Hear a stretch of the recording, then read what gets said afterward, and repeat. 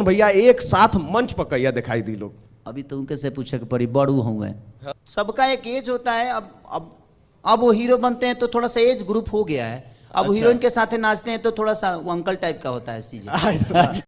दोस्तों आपको बता दें, भोजपुरी के सुपरस्टार खेसारी लाल यादव ने पवन सिंह को ऑन कैमरा बुढ़ा बोल दिया है। उस पर पवन सिंह के फैंस भड़क चुके हैं। क्या इस खबर की पूरी जानकारी बताएंगे आपको इस वीडियो में। उससे पहले आपसे एक छोटी सी रिक्वेस्ट है, प्लीज़ वीडियो को लाइक करके चैनल को सब्सक्राइब कर लीजिएगा। ये बिना समय लेते हुए आज के इस वीडियो को दोस्तों स्टार्ट करते हैं। दोस्तों आपको बता दें, भोजपुरी के पावर स्टार कहे जाने वाले पवन सिंह को खेसारी लाल ने ऑन कैमरा बुढ़ा बोल दिया है। उस पर उनके फैन भी भड़क चुके हैं।